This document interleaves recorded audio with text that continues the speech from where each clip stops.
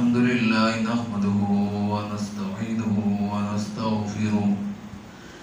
ونستغفره ونؤمن به ونتوكل عليه ونعوذ بالله من شرور أنفسنا ومن سيئات أعمالنا من يهده الله فلا مضل له ومن يضلله فلا هادي له وأشهد أن لا إله إلا الله وحده لا شريك له ونشهد أن سيدنا ومولانا محمدا عبده ورسوله صلى الله عليه وعلى آله وأصحابه وسلم تسليما كثيرا أما بعد فأعوذ بالله من الشيطان الرجيم بسم الله الرحمن الرحيم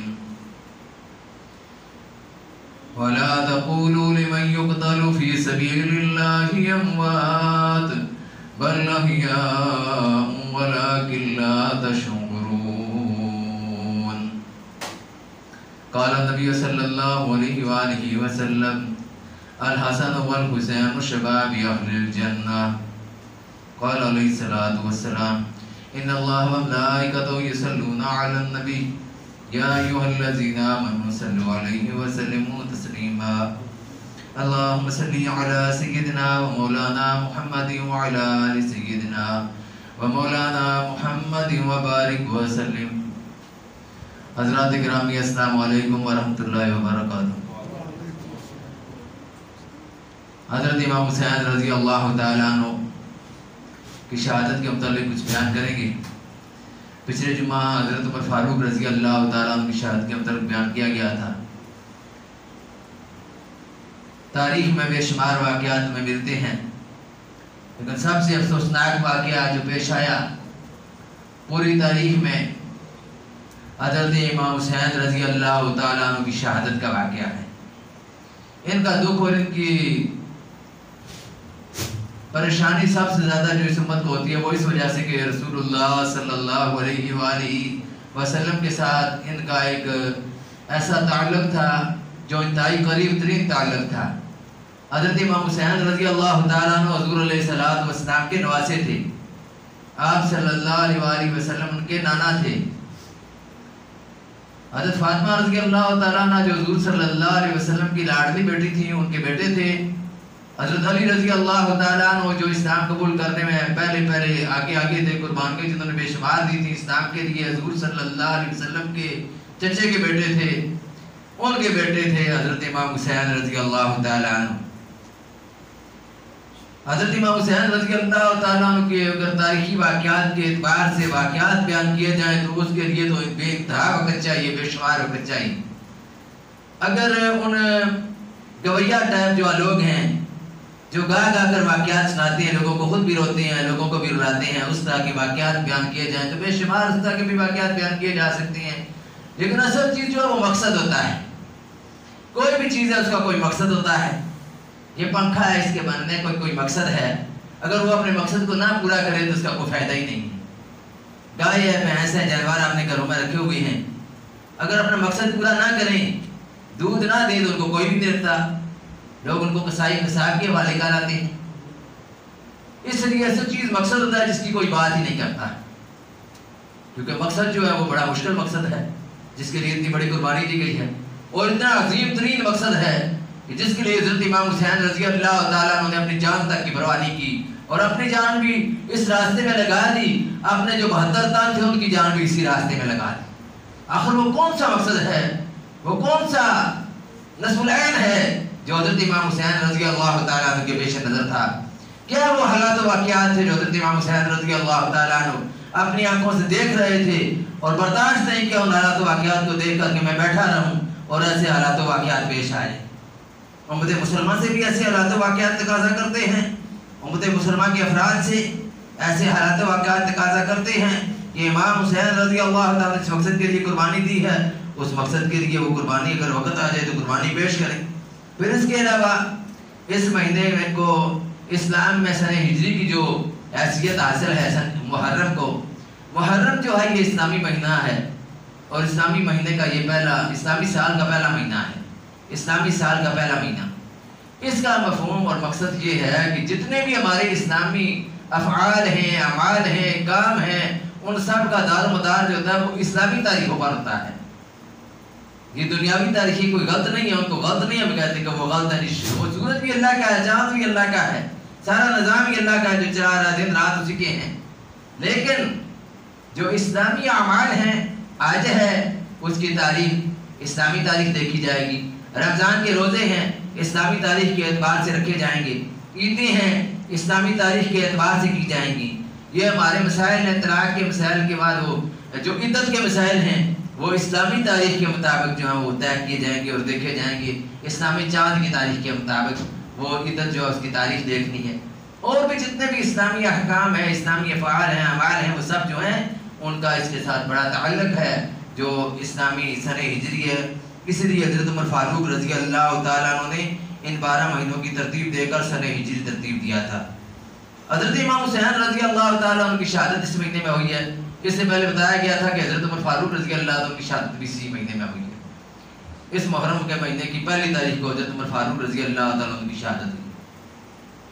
اب یہ کیا بات ہے کہ ان کا تو اتنا چرچا نہیں ہوتا، ان کی شہادت کوئی معمولی شہادت تو نہیں ہے۔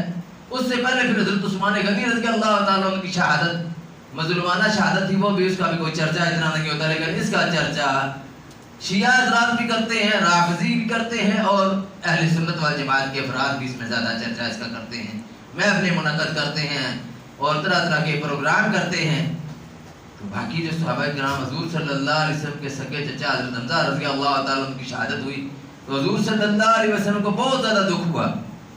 آپ صلی اللہ علیہ وسلم نے جس نے اسلام قبول کیا تھا ہندا، اس کو کہا تھا کہ میری آنکھوں کے سامنے نہ آیا کرو، مجھے اپنا چچا یاد آتا ہے۔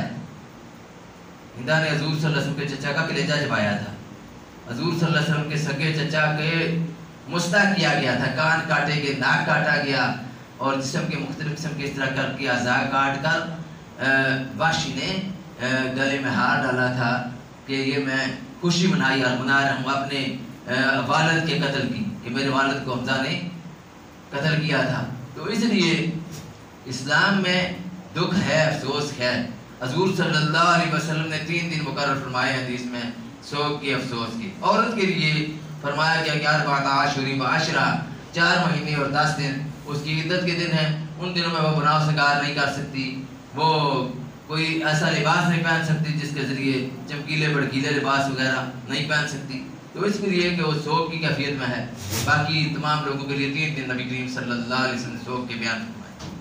تو یہ ہر سال جو اس طرح کی کیفیت ہوتی ہے اور اس کو دیا جاتا ہے حضرت امام حسین رضی اللہ تعالیٰ عنہ کے ساتھ محبت کا نام۔ حالانکہ ان کے ساتھ جو محبت ہے، اصل بات تو یہ ہے کہ ان کی بات کی اطاعت کی جائے، انہوں نے جو حکم دیے ہیں ان پر عمل کیا جائے، اصل چیز یہ ہے۔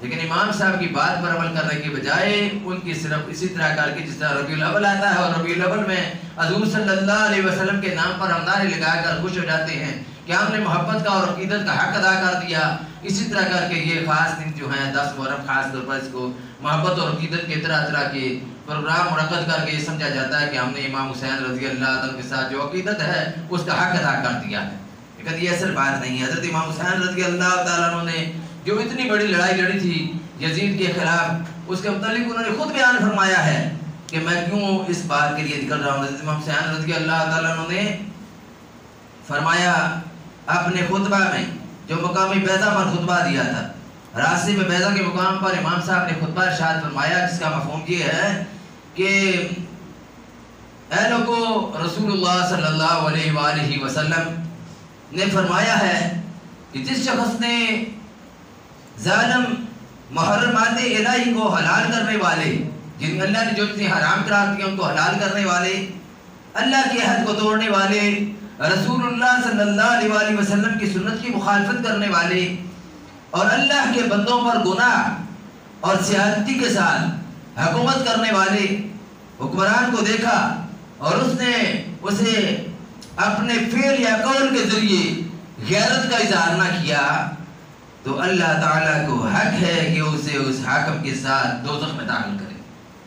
حضرت امام حسین رضی اللہ عنہ حضور صلی اللہ علیہ وسلم کی یہ حدیث پیش کر رہے ہیں ثبوت کے طور پر۔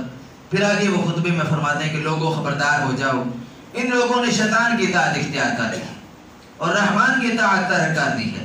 انہوں نے ملک میں فتنہ فساد پھیلا دیا ہے اور حدود اللہ کو پامال کر دیا ہے، اور مال غنیمت میں یہ لوگ اپنا حصہ زیادہ لیتے ہیں، اللہ کی حرام کردہ چیزوں کو حلال قرار دیتے ہیں اور اللہ کی حلال کردہ چیزوں کو حرام قرار دیتے ہیں.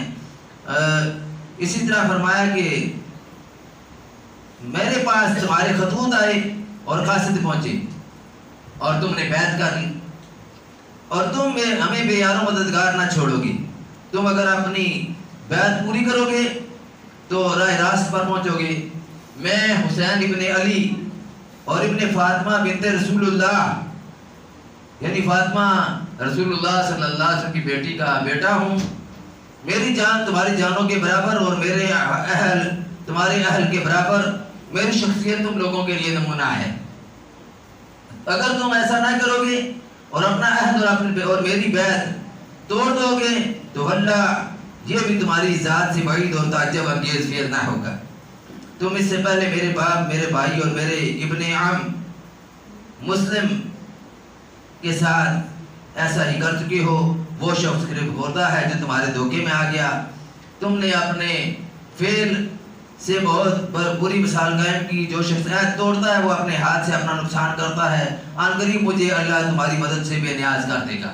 یہ خطبہ ہے امام صاحب کا جو انہوں نے اس جگہ ارشاد فرمایا تھا اور لوگوں کو خبردار کیا تھا کہ جو اس وقت تم پر حکمران مسلط ہیں وہ اس طرح کے طریقہ کار پر نہیں چل رہے جو طریقہ کار خلفائے راشدین کا تھا.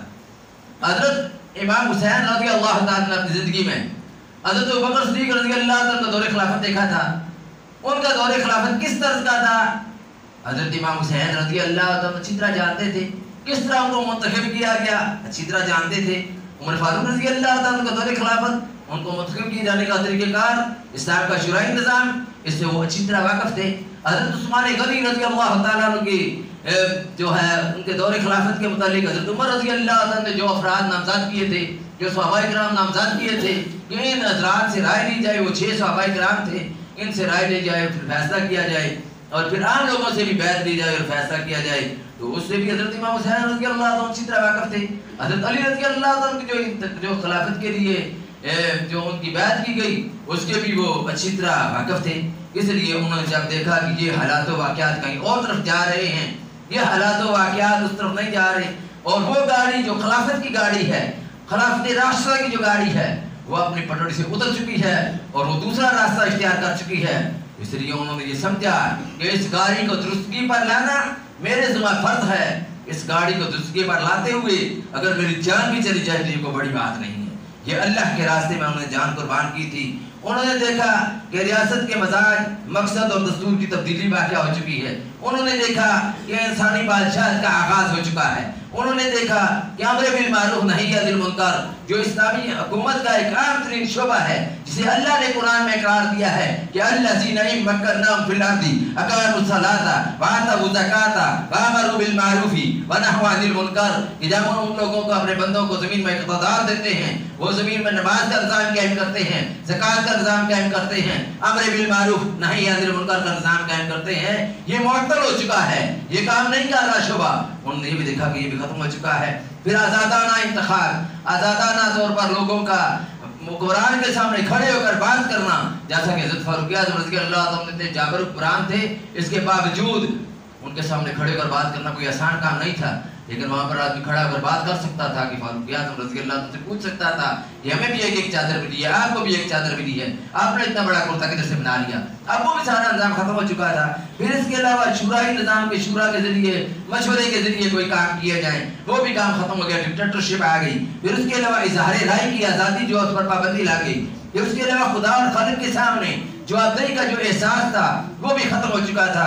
پھر اس کے علاوہ بیت المال، قومی خزانہ جو ایک امانت تھا، اس امانت کے اندر بھی خیانت کاری کا مرتکب ہونے لگے. تو اس لیے حضرت امام حسین رضی اللہ عنہ یہ چیز بھی دیکھی. پھر دیکھا کہ اب قانون کی حکمرانی تو ہے نہیں ہے، حکمرانی ایک فرد کی ہے، وہ فرد جس طرح جاتا ہے اس طرح کرتا ہے. پھر اسی طرح کر کے حقوق اور مراتب کے لحاظ سے جو کامل مساوات تھی وہ مساوات بھی ختم ہو چکی تھی. حضرت امام حسین رضی اللہ تعالیٰ نے ساری چیزیں اپنی آنکھوں سے دیکھی. پھر اس کے متعلق حضرت امام حسین رضی اللہ عنہ نے آواز بلند کی اور پھر آواز بلند کرتے ہوئے جو تکلیفیں، جو پریشانیاں، جو حالات واقعات پیش آئے، ان سب کا انہوں نے مردانہ بار مقابلہ کیا اور مومنانہ کردار ادا کیا۔ حضرت امام حسین رضی اللہ عنہ کے متعلق چند ایک واقعہ جو ہے بیان کریں گے۔ حضرت امام حسین رضی اللہ عنہ کے متعلق اہل سنت کی کتاب البدایہ والنہایہ اور ابن خلدون میں اور شیعوں کی رافضیوں کی کتاب ہے جلال العیون اور دوسری کتابوں میں یہ بات موجود ہے کہ حضرت امام حسین رضی اللہ عنہ چاہتے تھے کہ لڑائی نہ ہو، لڑائی کے بغیر مسئلہ حل ہو جائے۔ اس لیے انہوں نے کہا کہ یا تو مجھے واپس جانے دو یا مجھے یزید کے پاس جانے دو، تو میں خود اس سے بات کروں، یا مجھے اسلامی سرحد پر جانے دو۔ تو ان کی جو خواہش تھی وہ ان کی خواہش پوری نہیں ہونے دی گئی۔ انہوں نے کہا تھا کہ مجھے خود واپس یا بھیج دو کہ میں واپس لوٹ جاؤں۔ جب حضرت عمر بن سعد جو حضرت سعد بن ابی وقاص رضی اللہ عنہ کے بیٹے تھے، انہوں نے جا کر عبید اللہ بن زیاد جو حاکم تھا، گورنر تھا، اس کو کہا کہ اس طرح امام حسین رضی اللہ عنہ نے 3 باتیں کہی ہیں، وہ خود ہی واپس جانا چاہ رہے ہیں۔ عبید اللہ بن زیاد ظالم حکمران تھا، اس ظالم اور بدبخت شخص نے جو اس کا نائب تھا ذوالجوشن کہا کہ یہ واپس نہیں جا سکتے۔ اس کے ذریعے کیا دیا کہ یہ واپس نہیں جا سکتے، پہلے یہ عبید اللہ بن زیاد کے ہاتھ پر بیعت کریں گے، بیعت ان کے ہاتھ پر پہلے کر لیں پھر واپس جا سکیں گے۔ اور پھر اس طرح امام حسین رضی اللہ عنہ نے جو باتیں کہی تھی ان پر تو عمل نہیں ہوا۔ امام حسین رضی اللہ عنہ نے کہا کہ آپ عبید اللہ بن زیاد کی بیعت کے لیے مجھے کہہ رہے ہیں، میں تو عبید اللہ بن زیاد کی بیعت نہیں کروں گا، وہ تو ظالم انسان ہے، تو میں تم کو چاہیے کہ میرے ہاتھ پر بیعت کرو، میں خاندان رسول صلی اللہ علیہ وسلم کا فرد ہوں، اور ایک شخص میں رسول اللہ صلی اللہ علیہ وسلم کے خاندان سے تعلق رکھنے والا ہوں، وہ کدھر جو ایک آدمی زنا کی پیداوار ہے، جس کی پیدائش اس طرح ہوئی ہے کہ وہ زنا کی پیداوار ہے۔ اور عبید اللہ بن زیاد اور وہ یہ کہہ رہا تھا کہ میرے ہاتھ پر بیعت کرو۔ حضرت حسین رضی اللہ عنہ نے انکار کر دیا کہ میں شہید ہو جاؤں گا لیکن تیرے ہاتھ پر بیعت نہیں کروں گا۔ تو اس ظالم نے کہا کہ ان کا کھانا پینا بند کر دو۔ اب کھانا پینا بند کر دیا گیا اور ان کو اس طرح کی اذیت اور تکلیف میں مبتلا کر دیا گیا۔ 10 دن تک وہ اس اذیت اور تکلیف میں مبتلا رہے۔ 10 دن تک اس نے ان پر پانی بھی بند رکھا، ان پر کھانا پینا بھی بند رکھا، ضروریات زندگی کی اشیاء ان پر بند کر دی گئی۔ اور پھر عبید اللہ نے اپنے لشکر کو، عبید اللہ بن زیاد نے اپنے لشکر کو حکم دیا کہ ان کے پانی کا راستہ روک لو، اگر کوئی پانی لے کر جا رہا ہو مشکیزے میں تو اس کے مشکیزے کو تیر مار کر سوراخ کر دو اور اس کو پانی نہ لینے دو۔ جانوروں کے لیے پانی لے کر جائیں تو پھر بھی پانی گرا دو۔ تو پانی لینا بند کر دیا گیا، جانوروں تک کو پانی پلانا بند کر دیا گیا، انسانوں کو، چھوٹے بچوں کو پانی پلانا بند کر دیا گیا۔ اہل بیت پر اس طرح کر کے بڑی مشکل اور بڑی پریشانی کے حالات واقعات پیدا کر دیے گئے۔ اگر کوئی شخص مٹکے پر پانی لے کر جانا چاہتا تھا تو مٹکے کو بھی تیر مار کر اس سے پانی جو ہے گرا دیا جاتا تھا۔ اس طرح کر کے انہوں نے بڑی پریشانی کے یہ دن گزارے۔ ان کے پاس ہتھیار بھی نہیں تھے، اور جو دوسرا لشکر تھا جو عبید اللہ بن زیاد کا لشکر تھا اس کے پاس 4000 سپاہی تھے، 4000 سپاہی، پھر ان کے پاس ہتھیار بھی تھے، یہ خالی ہاتھ تھے، تو مقابلہ تو نہیں تھا اس طرح کر کے ان کا، لیکن پھر بھی انہوں نے لوگوں کے سامنے یہ بات واضح کر دی کہ اللہ کا دین اور وہ نظام حکمرانی جو خلفائے راشدین کا ہے کتنا ضروری ہے کہ اس کے لیے اگر اتنی بڑی قربانی بھی دینی پڑ جائے تو اس سے بھی گریز نہیں کرنا چاہیے۔ امام حسین رضی اللہ عنہ ان کی بات نہیں مانی تو عبید اللہ بن زیاد نے پھر ان کے ساتھ یہ کیا کہ ان کو اس جگہ سے جانے نہیں دیا۔ ان کے 2 صاحبزادے امام حسین رضی اللہ عنہ کے بھی ان کے ساتھ تھے، بڑے کا نام علی اکبر اور چھوٹے کا نام عبداللہ تھا۔ حضرت حسن رضی اللہ عنہ کے 3 بیٹے بھی اس میں کربلا کے واقعے میں ساتھ تھے، ایک کا نام ابوبکر تھا، ایک کا نام عثمان تھا اور ایک کا نام قاسم تھا۔ حضرت علی رضی اللہ عنہ کے اس واقعے میں 6 بیٹے تھے جو حضرت فاطمہ رضی اللہ عنہ سے نہیں تھے بلکہ جو ان کی باقی بیویاں تھیں ان میں سے تھے۔ حضرت علی رضی اللہ عنہ نے 9 شادیاں کی تھیں، تو ان کے جو باقی بیویوں سے بیٹے تھے وہ اس میں موجود تھے۔ اس واقعے میں حضرت علی رضی اللہ عنہ کے 6 صاحبزادے شہید ہوئے، ایک حضرت حسین رضی اللہ عنہ، ایک حضرت جعفر، ایک حضرت عبداللہ، ایک محمد، ایک ابوبکر، ایک عثمان۔ تو حضرت علی رضی اللہ عنہ کے 6 بیٹے اس میں شہید ہوئے۔ مسلم بن عقیل کے جو عقیل ہے اس کے 4 بیٹے، یعنی کہ مسلم بن عقیل بھی، ایک عبداللہ، ایک عبد الرحمن، یہ 3 اس کے بیٹے اس میں شہید ہوئے تھے، اور چوتھا بیٹا ان کا تھا محمد، وہ بھی شہید اس میں ہو گیا تھا۔ یہ 4 بیٹے ان کے اس میں شہید ہوئے تھے۔ تو اس میں ایک بات بھی سمجھنے والی ہے کہ حضرت علی رضی اللہ تعالیٰ عنہ اور حضرت حسین رضی اللہ تعالیٰ عنہ نے اپنے بیٹوں کے نام ابو بکر اور عمر بھی رکھے ہیں، ابو بکر اور عمر. لیکن آج ہم دیکھتے ہیں کہ شیعہ حضرات کو حضرت ابو بکر صدیق رضی اللہ تعالیٰ کے نام سے اور حضرت عمر رضی اللہ کے نام سے بڑی ان کو چڑ ہوتی ہے، بڑی سے وہ جلن کرتے ہیں اور بڑی اس کی دشمنی رکھتے ہیں اس نام سے. اور ان صحابہ کرام سے ہمارا اختلاف ان کے ساتھ کیا ہے کہ وہ 3 صحابہ کرام کی خلافت کو نہیں مانتے، ابو بکر رضی اللہ کی خلافت کو نہیں مانتے، عمر رضی اللہ کی خلافت کو نہیں مانتے، عثمان رضی اللہ عنہ کی خلافت کو نہیں مانتے. لیکن جو حضرت علی رضی اللہ تعالیٰ عنہ کی اولاد ہیں اس میں سے ان صحابہ کے نام عثمان کا نام بھی ملتا ہے، ابو بکر کا نام بھی ملتا ہے اور عمر کا نام بھی ملتا ہے. اس سے معلوم ہوا کہ ان کی آپس میں کس طرح کے گہرے تعلقات تھے کہ انہوں نے اپنے بڑوں کے جو پہلے صحابہ کرام اکابر صحابہ کرام گزرے ہیں ان پر اپنے بچوں کے نام رکھے تھے. تو اس طرح کر کے حضرت حسین نے اپنے بیٹے علی اکبر کو جو اس وقت جس کو دودھ بھی نہیں مل رہا تھا، خوراک بھی نہیں مل رہی تھی، پانی بھی نہیں مل رہا تھا، ماں کو خوراک نہ ملنے کی وجہ سے دودھ بھی نہیں رہا تھا، وہ بچہ چھوٹی عمر کا 2 سال 2 مہینے 10 دن کا بچہ تھا، پیاس کی وجہ سے زبان اس کی باہر اس کی آ گئی، اس کو انہوں نے اٹھایا ہوا تھا امام حسین رضی اللہ تعالیٰ نے اور کہا کہ اے ظالمو اسے تو پانی پینے دو. جوشن نے ایک تیر مارا جو گلے میں لگا اور حضرت حسین رضی اللہ عنہ کے ہاتھ خون سے بھر گئے. تو انہوں نے آسمان کی طرف نگاہ اٹھائی اور خون کو ایسے اچھالا اور کہا کہ یا رحمان یا رحیم، یا اللہ انہوں نے ہمیں بلایا، ہمارے ساتھ غداری کی، ہمارے بچوں کو شہید کیا، اے اللہ تو ان کو قیامت تک بدلہ ان سے لینا. حضرت حسین رضی اللہ عنہ کی یہ بد دعا قبول ہوئی اور وہ تیر بہدف ثابت ہوئی. آج تک اللہ ان سے یہ بدلہ لے رہا ہے. حضرت حسین رضی اللہ عنہ نے جب دیکھا کہ بیٹے کی شہادت ہو گئی اور یہ لوگ خیموں کو آگ لگانے لگے ہیں تو حضرت حسین رضی اللہ تعالیٰ عنہ نے اپنے ساتھ حضرت عباس کو لے لیا. یہ عباس حضور صلی اللہ علیہ وسلم کے چچا نہیں ہیں، یہ عباس علم بردار ہیں. یہ عباس وہ ہیں کہ حضرت علی رضی اللہ تعالیٰ عنہ کی دوسری بیویوں میں سے بیٹے تھے یہ عباس. تو انہوں نے جھنڈا اٹھایا ہوا تھا، انہوں نے لڑائی شروع کر دی. ایک دن میں دشمنوں کے 88 قتل کیے. حضرت حسین رضی اللہ عنہ کو جب شہید کیا گیا تو شہید کرنے کے بعد سنان ابن عمر اور ذوالجوشن نے 7 تن سے جدا کر دیا. پھر جب وہ واقعات کی اہل بیت کے لوگ بھی موجود ہیں، حضرت زید بن ارقم رضی اللہ تعالیٰ بزرگ صحابی بھی بیٹھے ہوئے ہیں مجلس میں، اور امام حسین رضی اللہ عنہ کا سر تشت میں لے کر رکھا گیا اور سنان ابن انس جو شکی ہے وہ اس کو ایسے کر کے چھڑی کے ساتھ اس کو ایسے کر کے رکا دے رہا ہے اور پھر وہ اس کے ساتھ گستاخی کر رہا ہے. سنان ابن انس رضی اللہ تعالیٰ نے فرمایا کہ وہ ظالم اس طرح نہ کر، میں نے رسول اللہ صلی اللہ علیہ وآلہ وسلم کو خود اپنی آنکھوں سے ان ہونٹوں پر بوسے دیتے ہوئے دیکھا ہے، پیار دیتے ہوئے دیکھا ہے.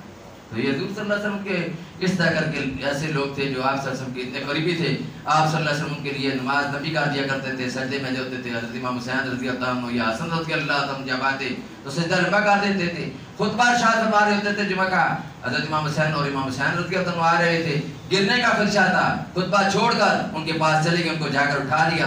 پھر یہ وہ واقعہ کہ حضرت جبریل علیہ السلام آسمان سے اللہ تعالیٰ نے بھیجا، اللہ تعالیٰ نے پیغام دے کر بھیجا کہ جاؤ محمد صلی اللہ علیہ وسلم کے پاس ان کو پیغام دو کہ الحسن والحسین شباب اہل الجنہ، کہ حسن اور حسین جو ہیں جنت کے نوجوانوں کے سردار. اتنی بڑی خوشخبری اللہ تعالیٰ نے جبریل علیہ السلام کے ذریعے حضور صلی اللہ علیہ وسلم تک یہ پیغام پہنچایا. پھر حضور صلی اللہ علیہ وسلم نے ان کے عقیقے خود دیے. آپ صلی اللہ علیہ وسلم نے حضرت امام حسین رضی اللہ عنہ کے دائیں کان میں اذان دی اور بائیں کان میں اقامت کہی. حضور صلی اللہ علیہ وسلم کا اتنا گہرا تعلق ہونے کی وجہ سے ہم ان کے ساتھ محبت اور الفت کا اظہار کرتے ہیں. افضل ہے کل جہان سے گرانا حسین کا، نبیوں کا تاجدار ہے نانا حسین کا. ایک پل کی تھی بس حکومت یزید کی، صدیاں حسین کی ہے زمانہ حسین کا. حسین نے حق کربلا میں ادا کر دیا، اپنے نانا کا وعدہ وفا کر دیا، جس کو تیروں سے چھلنی کرایا گیا، جس کی گردن پہ خنجر چلایا گیا، اس حسین ابن حیدر پہ لاکھوں سلام. اور شاہ اسد حسین، بادشاہ اسد حسین، دین اسد حسین، دین پناہ اسد حسین، سردار مداد دست یزید، حقہ کی بنا لا الہ اسد حسین. حضرت خواجہ معین الدین چشتی بھائی رحمۃ اللہ علیہ نے اس روائی میں حضرت امام حسین رضی اللہ عنہ کی تعریف کی ہے. 9 اور 10 محرم کو روزہ رکھنا چاہیے. یہ چاولوں کی دیگیں اور یہ پانی وغیرہ تقسیم کرنا اس سے ثابت نہیں ہے. امام حسین رضی اللہ عنہ کا بھی یہ طریقہ کار تھا، حضور صلی اللہ علیہ وسلم کا، صحابہ کرام کا یہ طریقہ کار تھا. 9 اور 10 محرم کو روزہ رکھنا ہے. اگر 9 کو نہ رکھ سکے 10 اور 11 کو رکھ لیں تو اس سے یہ ثابت ہے. اس کا ثواب کتنا ملے گا؟ 1 سال گزشتہ کے اللہ تعالیٰ گناہ سارے معاف کر دے گا. 1 साल गुज़श्ता के गुनाह अल्लाह ताला माफ़ कर देगा। इस दिन में आम तौर पर लोग कब्रों पर मिट्टी डालते हैं, लोग इसमें चावल तकसीम करते हैं, लोग इसमें कब्रें पक्की बनाते हैं। हज़ूर सल्लल्लाहु अलैहि वसल्लम ने इन कामों से मना फरमाया। कब्रों पर औरतों का जोड़ों की शक्ल में जाना अल्लाह के नबी सल्लल्लाहु अलैहि वसल्लम ने लान फरमाई है, अल्लाह ने लान फरमाई है और रसूलुल्लाह ने भी लान फरमाई है। फिर शादी और मुहर्रम में ये इन दिनों में ये करना कि गाने वगैरह लगाने के बजाय कवालियों पर गुजारा करना या मरसिए शियों के सुनना, ये भी किसी तरह भी जायज़ नहीं है। लोगों के प्रोपेगंडे में आकर ये बात भी कबूल कर लेना कि हज़रत इमाम हुसैन रज़ी अल्लाह तआला अन्हु जो हैं उनके साथ अक़ीदत और मोहब्बत नहीं है। हर मुसलमान को इमाम हुसैन रज़ी अल्लाह तआला के साथ अक़ीदत और मोहब्बत है, क्योंकि उनको गिराना रसूलुल्लाह सल्लल्लाहु अलैहि वसल्लम के साथ का गिराना है। अहले बैत के साथ मोहब्बत हमारे ईमान का तकाज़ा है और सहाबा किराम के साथ मोहब्बत भी हमारे ईमान का तकाज़ा है। अल्लाह से दुआ हमें अमल की तौफीक नसीब फरमाए। व आखिर दवाना अनिल हम्दुलिल्लाहि रब्बिल आलमीन।